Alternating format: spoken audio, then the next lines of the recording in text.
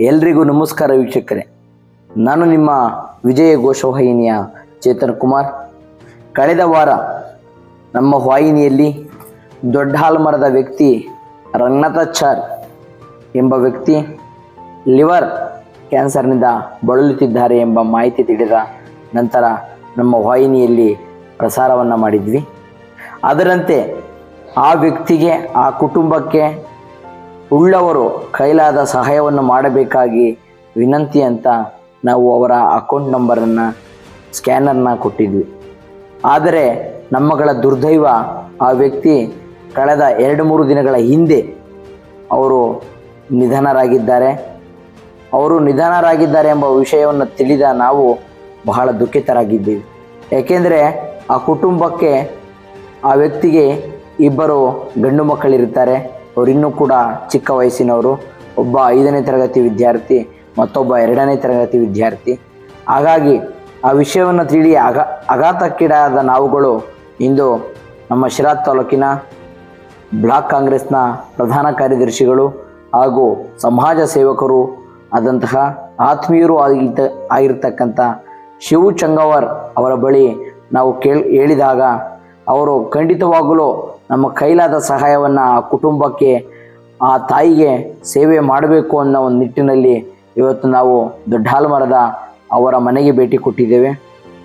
ಆ ತಾಯಿಗೆ ಶಿವು ಚಂಗವರವರು ಬಟ್ಟೆಯನ್ನು ಕೊಡಿಸಿ, ಮನೆಗೆ ಬೇಕಾಗಿರ್ತಕ್ಕಂಥ ದಿನಸಿ ಪದಾರ್ಥಗಳನ್ನು ನೀಡಿ, ಜೊತೆಗೆ ಆ ಮಕ್ಕಳಿಗೆ ವಿದ್ಯಾಭ್ಯಾಸದ ಪುಸ್ತಕಗಳನ್ನು, ಪೆನ್ನುಗಳನ್ನು, ಸಾಮಗ್ರಿಗಳನ್ನು ಕೊಡಿಸೋದ್ರ ಮೂಲಕ ಮುಂದೆ ನಾನು ನಿಮಗೆ ಇರುವುದಕ್ಕೆ ಮನೆಯನ್ನು ಕಟ್ಟಿಸಿಕೊಡ್ತೇನೆ ಕೆಲವೇ ದಿನಗಳಲ್ಲಿ ಅಂತ ಭರವಸೆಯನ್ನು ಶಿವು ಚಂಗವರರು ನೀಡಿದ್ದಾರೆ.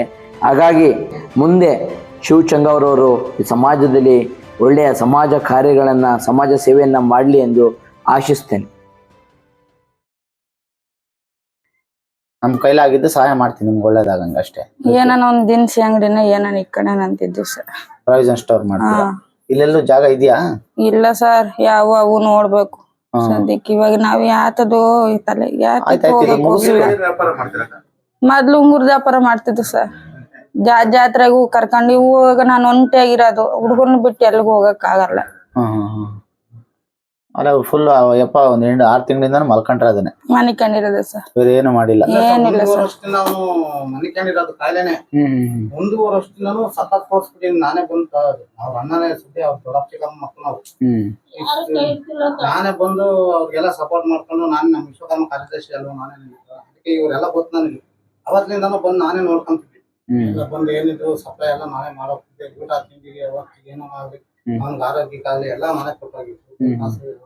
ಏನೋ ಆಗ್ಲಿ ಅಂತ ಅವನು ಇದ್ಕಿದ್ದಂಗೆ ಇದು ರಾಡ್ ಹಾಕಿದ್ವಿ. ಆಕ್ಸಿಡೆಂಟ್ ಈಗ ಅಮ್ಮ ಅಲ್ಲಿ ಜಾಗನ ನೋಡಿ, ನೀವು ಜಾಗ ನೋಡ್ಬಿಟ್ಟು ಇಂಥ ಜಾಗ ಅಂತ ಕ್ಲೀನ್ ಮಾಡ್ಸಿರಿ, ಅಲ್ಲಿ ನಾನು ಬಂದು ಶೀಟ್ ಹಾಕಿಸ್ಕೊಡ್ತೀನಿ. ನೀವು ಅಲ್ಲೇ ಇರಿ, ಬಾಡಿಗೆ ಕಟ್ಟಕ್ಕೆ ರಿಸ್ಕ್ ಆಗುತ್ತೆ. ಅದನ್ನು ಶೀಟ್ ಹಾಕಿಸ್ಕೊಡ್ತೀನಿ. ನೀವೇನೋ ವ್ಯಾಪಾರ ಮಾಡ್ತೀನಿ ಅಂದ್ರೆ ನಿಮ್ಗೆ ಪ್ರಾವಿಷನ್ ಸ್ಟೋರ್ ಇಕ್ಕಕ್ಕೆ ಜಾಗ ಸಿಗಲ್ಲ. ಏನೋ ಉಮ್ರದ್ದು ವ್ಯಾಪಾರನೇ ಮಾಡ್ತೀನಿ, ಅದನ್ನೇ ಮಾಡ್ಕೊಡ್ರಿ. ಅಲ್ಲಿ ಮನೆ ಒಂದು ಮಾಡ್ಕೊಟ್ರೆ ಹುಡುಗರ್ನ ಯಾರನ್ನ ಅದ್ರಲ್ಲಿ ನೋಡ್ಕೊಳಕ್ ಒಂಚೂರು ಬಿಟ್ಟು ನೀವು ವ್ಯಾಪಾರ ಮಾಡ್ಕೊಡ್ರೆ, ವ್ಯಾಪಾರಕ್ಕೆ ಒಂದ್ ಸ್ವಲ್ಪ ಸಹಾಯ ಮಾಡ್ತೀನಿ ನಿಮ್ಗೆ. ಆ ಮನೇನು ನಿಮ್ಗೆ ಶೀಟ್ ಹಾಕಿಸ್ಕೊಡ್ತೀನಿ. ನೀವು ಎಲ್ಲಿ ಜಾಗ ತೋರ್ಸಿರೆ ನಾನೇ ಬಂದು ಖುದ್ದು ಶೀಟ್ ಹಾಕ್ಸ್ಕೊಡ್ತೀನಿ. ಒಂದ್ ಜಾಗ ಒಂಚೂರು ಕ್ಲೀನ್ ಮಾಡ್ಕೊಡ್ರಿ, ಒಂದು 30-40 ಜಾಗನಲ್ಲಿ. ಹಂಗೇನ ಯಾರನ್ನ ಇದ್ ಮಾಡಿದ್ರೆ ಬೇಕಾದ್ರೆ ಹೇಳಿ, ಅವ್ರಿಗೂ ಮಾತಾಡೋಣ, ಏನ್ ತೊಂದ್ರೆ ಇಲ್ಲ. ಅವಣ್ಣರ್ಗೆ ಹೇಳಿ ಮಾತಾಡ್ಬಿಟ್ಟು ನಾನು ಒಂದು ವ್ಯವಸ್ಥೆ ಮಾಡ್ಕೊಡ್ತೀವಮ್ಮ. ನೀವು ಇಷ್ಟ ಮಾಡ್ಬೋದು, ನಿಮ್ಗೆ ಒಳ್ಳೇದಾಗ್ಲಿ. ಏನ್ ಧೈರ್ಯ ಕೆಡ್ಬೇಡಿ, ಧೈರ್ಯ ಕೆಡ್ಬೇಡಿ ಅಮ್ಮ, ಧೈರ್ಯ ಕೆಡ್ಬೇಡಿ. ಈಗ ಏನು ಮಾಡಕ್ಕಾಗಲ್ಲ, ವಿಧಿ ಆಟ ಯಾರು ಏನು ಮಾಡಕ್ಕಾಗಲ್ಲ. ಏನು ಅಮ್ಮ, ನೀನ್ ಅಂತ ಯಾವನು ಪ್ರಯತ್ನ ಮಾಡ್ಬೇಡಿ ಅಮ್ಮ. ಅಮ್ಮ ಯಾವ್ದು ಮಾಡ್ಬಾರ್ದಮ್ಮ. ಈಗ ಜೀವನ ಏನ್ ಗೊತ್ತಾ, ಈಗ ಚಾಲೆಂಜ್ ಆಗಿ ತಗೊಳ್ರಿ. ಮಕ್ಳು ಮಕ್ಕ ನೋಡ್ಬೇಕು, ಮಕ್ಳು ಇವ್ರಿಗೆ ಒಳ್ಳೇದಾಗ್ಬೇಕು. ಇವ್ರ ಏನಾರ ಎಜುಕೇಶನ್ಗೆ ಏನಾದ್ರು ಬುಕ್ಕು ಗಿಕ್ಕು ಬಟ್ಟೆ ಇಂಥವೆಲ್ಲ ಇದ್ರೆ ಬೇಕಾ, ನಾನು ಅದನ್ನು ಸಹಾಯ ಮಾಡ್ತೀನಿ. ನಿಮ್ಗೆ ಒಟ್ನಾಗ ಒಳ್ಳೇದಾಗ್ಲಮ್ಮ. ನೀವು ಫೋನ್ ಮಾಡ್ಕೊಂಡು ಅವ್ ಅಣ್ಣನ್ಗೆ ಹೇಳ್ರಿ, ಹಂಗೇನಿದೆ ನಿಮ್ಗೊಂದು ಸಹಾಯ ಮಾಡ್ಕೊಡ್ತೀನಿ. ಮನೆ ಬೇಕಾದ್ರೂ ಮನೆದೊಂದು ವ್ಯವಸ್ಥೆ ಮಾಡ್ಕೊಡ್ತೀನಿ. ವ್ಯಾಪಾರ ಮಾಡಕ್ ನಿನ್ಗೊಂದ್ ಸ್ವಲ್ಪ ಏನಾದ್ರು ಅಮೌಂಟ್ ಕೊಡ್ತೀನಿ. ಮಕ್ಳಿಗೆ ಬುಕ್ಕು ಬಟ್ಟೆ ಓದೋದ್ ಏನಾರ ಖರ್ಚಿದ್ರೆ ಹೇಳ್ರಿ, ಓದಕ್ ಖರ್ಚು ಪೂರ್ತಿ ನನ್ ಬೇಕಾದ್ರೆ ಇವ್ರದ್ದು ಏನು ಖರ್ಚು ಬಂದಿದೆ, ಬಟ್ಟೆ ಬರೆ ಬುಕ್ಕು ಎಲ್ಲ ನಾನೇ ಕೊಡಿಸ್ತೀನಿ ಅಮ್ಮ. ನಿಮ್ಗೆ ಒಳ್ಳೇದಾಗ್ಲಿ. ನೀನ್ ಯಾವ್ದೇ ತರದ್ದು ಯಾವ್ದೇ ಆಗ್ಲಿ. ಇನ್ನೊಂದು ನನಗೆ ಯಜಮಾನ್ ರೋಟ ಊಟ್ರು ನನಗೆ ಈ ಪರಿಸ್ಥಿತಿಗೆ ಇದೀನಿ ಅನ್ನೋ ಪರಿಸ್ಥಿತಿ ಬೇಡ ನಿಮ್ಗೆ, ಆಯ್ತಾ? ನೀವು ಆತರ ತೀರ್ಮಾನ ಮಾಡಕ್ ಹೋಗ್ಬಿಡ್ರಿ. ಸಹಾಯ ಅಂತ ಅವಶ್ಯಕತೆ ಏನಿಲ್ಲ. ಯಾರಾದ್ರೂ ಪುಣ್ಯಾತ್ಮರು ಇದ್ದೇ ಇರ್ತಾರೆ ನಮ್ಮಂತವ್ರು, ಆಯ್ತಾ?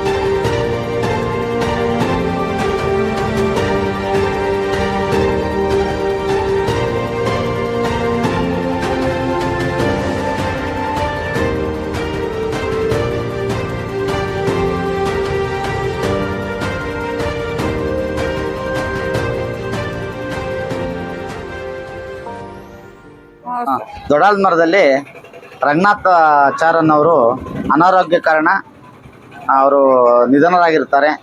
ಅವರ ಧರ್ಮಪತ್ನಿಯವರಾದಂಥ ವಿನೋದ್ ಲಕ್ಷ್ಮಿ ಅವರು ಹಾಗೂ ಅವರ ಪುತ್ರರಿಬ್ಬರು ಇದ್ದಾರೆ. ಇವತ್ತು ಇಲ್ಲಿ ಭೇಟಿ ಕೊಟ್ಟು ನಾನು ಅವರು ಸ್ಥಿತಿ ನೋಡಿದಾಗ ಭಾಳ ತುಂಬ ಹೃದಯಕ್ಕೆ ತುಂಬ ನೋವಾಯಿತು ನನಗೆ. ಏಕೆಂದರೆ ಅವ್ರ ಸ್ಥಿತಿ ನೋಡಿದ್ರೆ ಬಾಡಿಗೆ ಮನೆಯಲ್ಲಿದ್ದಾರೆ, ಆಮೇಲೆ ಇದು ಶೆಡ್ರಸ್ಸಲ್ಲಿರೋದು. ಭಾಳ ನೋವಾಯಿತು.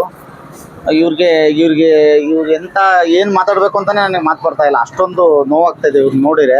ಅವ್ರ ಯಜಮಾನರು ನಿಧನ ಆಗಿದ್ರ ಕಾರಣ ಇವ್ರಿಗೆ ಮನೆ ಇಲ್ಲ, ಇದಿಲ್ಲ. ಅದನ್ನೊಂದು ಮನೆ ಮಾಡ್ಕೊಡೋಕ್ಕೊಂದು ವ್ಯವಸ್ಥೆ ಮಾಡ್ಕೊಡೋಕ್ಕೊಂದು ಆರ್ಗನೈಸ್ ಮಾಡಿದ್ದೀನಿ. ಬಂದು ಅವ್ರಿಗೆ ಒಂದು ಬೇಕಾದಂಥ ಮೂಲಭೂತ ಸೌಲಭ್ಯಗಳನ್ನ ಕೊಡಿಸಿ ಇವತ್ತು ನೀನುಟ್ಟಿ ಯಾರಿಗಾದೆ ಎಲೆ ಮಾನವ, ಗಿಡ ಮರಕ್ಕಾದೆ ಕಲ್ಲು ಮುಳ್ಳಿಗಾದೆ ನರಮಾನವರಿಗಾದೆ ಎಂಬಂತೆ ನಾವು ಹುಟ್ಟಿ ಏನೂ ಪ್ರಯೋಜನ ಇಲ್ಲ. ಇಂಥದ್ದು ಯಾವ್ದಾನ ಒಳ್ಳೆ ಕೆಲಸ ಮಾಡಿದಾಗಲೇ ಅದೊಂದು ಪ್ರಯೋಜನ ಆಗೋದು. ಆದ ಕಾರಣ ಇವತ್ತು ಬಂದು ಈ ಬಡ ಕುಟುಂಬಕ್ಕೆ ಒಂದು ನೆರವಾಗೋ ಮುಖಾಂತರ ಇವತ್ತು ಅವ್ರಿಗೆ ಅವ್ರ ಫ್ಯಾಮಿಲಿಗೆ ಒಳ್ಳೇದಾಗಲಿ, ಅವ್ರಿಗೆ ಮುಂದಿನ ದಿನದಲ್ಲಿ ಅವ್ರ ಹುಡುಗರದೇನು ಎಜುಕೇಷನ್ಗೆ ಏನು ಬೇಕೋ ಅವ್ರು ಕೇಳಿ ಅದನ್ನು ವ್ಯವಸ್ಥೆ ಮಾಡಿಸ್ಕೊಡ್ತೀನಿ ಅಂತ ಹೇಳಿದ್ದೀನಿ. ಅವ್ರು ಒಂದು ಮನೆ ವ್ಯವಸ್ಥೆ ಮಾಡಿಸ್ಕೊಡೋಕ್ಕೆ ಆಶ್ವಾಸನೆ ಕೊಟ್ಟಿದ್ದೀನಿ. ಅವ್ರಿಗೆ ಒಳ್ಳೇದಾಗಲಿ, ಅವರ ಕುಟುಂಬಕ್ಕೆ ಒಳ್ಳೇದಾಗಲಿ ಅಂತ ನಾನು ಭಗವಂತನಲ್ಲಿ ಹಾರೈಸ್ತೇನೆ. ಧನ್ಯವಾದಗಳಮ್ಮ. ಸರ್ ನಿಮ್ಮ ಉಪಕಾರ ಎಂದಿಗೂ ಮರೆಯಲ್ಲ. ನಮ್ಗೆ ಇದೊಂದು ಮನೆ ಮಾಡಿಕೊಟ್ರೆ ಸರ್ ನಿಮ್ಮ ಉಪಕಾರ ಎಂದಿಗೂ ಮರೆಯಲ್ಲ ಸರ್. ನಿಮ್ಮ ಫೋಟೋ ಇಟ್ಕೊಂಡು ಪೂಜೆ ಮಾಡ್ತೀವಿ ಸರ್. ಸಹಾಯ ಮಾಡಿರೋದಕ್ಕೆ ಏನನ್ಸುತ್ತೆ ಸರ್ ನಮ್ಗೆ ಯಾರು ಇವತ್ತು ತಾಯಿ ತಂದೆ ಯಾರು ಇಲ್ದಲ್ಲ ಸಹಾಯ ಮಾಡ್ಯಾರ ಸರ್. ನಮ್ಗೆ ಇವತ್ತು ತಂದೆ ತಾಯಿ ಅಣ್ಣನ ಸ್ಥಾನದಾಗ ನಿಂತ್ಕೊಂಡು ಸಹಾಯ ಮಾಡ್ತಾರೆ ಸರ್. ನಮ್ಗೆ ಇವತ್ತು ಯಾರು ಬಂದು ನೋಡಿಲ್ಲ ಸರ್. ಇವತ್ತು ಅವ್ರು ಬಂದಾರಲ್ಲ, ನಮ್ಗೆ ಅಷ್ಟೇ ಸಂತೋಷ ಆಗ್ತದೆ ಸರ್. ಇವತ್ತು ಕಾರ್ಯ ಮಾಡ್ತಾರಲ್ಲ ಸರ್, ನಮ್ಗೆ ಇಷ್ಟಕ್ಕೆ ನಾವು ಉಪಕಾರ ಇನ್ನ ತುಂಬ ಅನ್ನ ಕೊಡ್ತಾರೆ. ಇವತ್ತು ಮರೆಯಲ್ಲ, ನಾವು ತಿಂತಾ ಇದ್ದೇವಲ್ಲ ಆ ಅನ್ನನ ನೆನೆಸ್ಕೊಂತೀವಿ.